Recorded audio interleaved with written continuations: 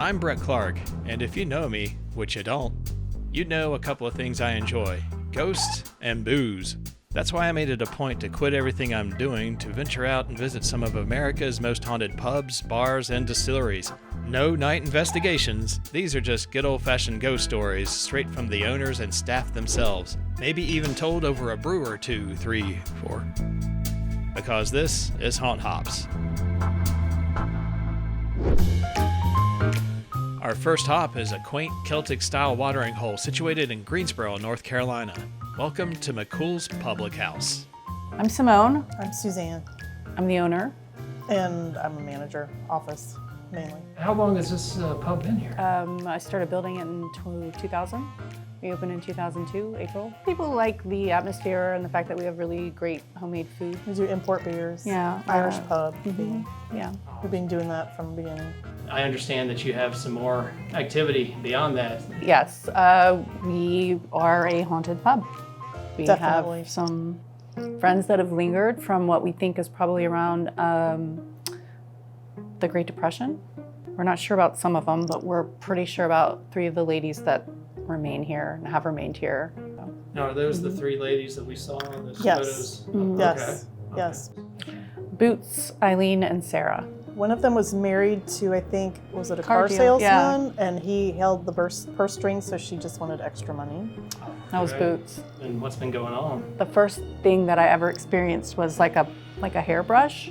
In the beginning, I didn't really believe it, but they would somehow come to me when I was pregnant, and I've had 4 kids since I've been doing this, so it happened a lot.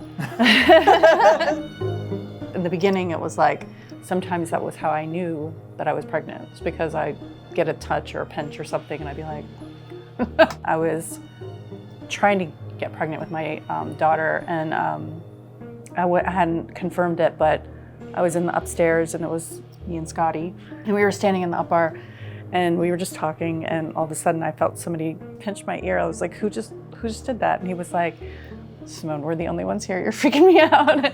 And so awesome. I was like, oh my God, I bet I'm pregnant. And he was like, what?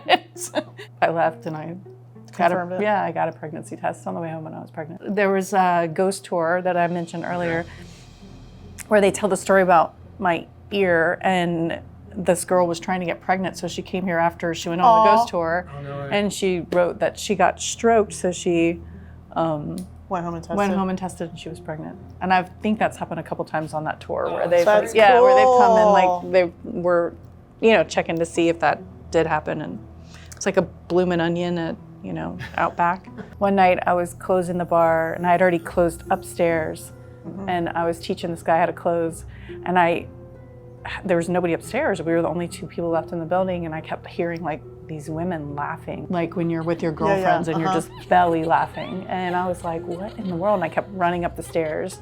And finally he like peeks out from under the bar. He's like, do you hear it too? I was like, what do you hear? And he said, the women laughing. And then he goes, but I spent the last year in a mental hospital, so like I hear voices all the time. I was like, okay, let's go home. What's going on? Yeah. There is a lot of activity on the stairs. There was one night we had a manager and we have cameras everywhere, and he was trying to find an incident at 9 p.m. on the deck. The machine just kept taking him to 2:30 a.m., in the stairwell. And he would put it in motion and it just recording. every time he would set it to look at this one, view, it would flip to this view of the stairwells, and that was the orb. Like it came flying up the stairs. It comes, Wisp comes up the stairs, and he literally just slid back in the chair like and jumped. There was one in here that felt very unfriendly, and I don't know how he did it, but like he took a window out of the frame. It was just like crazy because it was just out of like a whole window. It wasn't broken or anything. It was just laid on the floor. One of the ladies that had come through to kind of pass on some messages. She was a customer that ended up being a medium, but she said that one of the guys' names is Jack or Jacques, and he's gonna stop messing with me if I leave him a beer every night, because I guess he really enjoyed his beers. And I was like, tell him he's gotta pay for it, as a joke. And then the next 3 days I found 51 cents on the bar. Like when I came in, it was 51 cents on the bar. Now, have you had any encounters? I think I have blinders on because I don't want to know. And so when I first, because I learned, I left for, I don't know, 10 years and then came back. But when it was after that that I found out about the three ladies having the conversation with Simone prior to coming back to work. And then so definitely for the first, several months, every time I come into work, I would greet the ladies. I'd be like, "Hi, ladies, how's it going? Okay. You don't need to respond. I'm just going to work over here." Yeah, and so I don't know. There are times where I'll hear, things, and I'm certain it's people.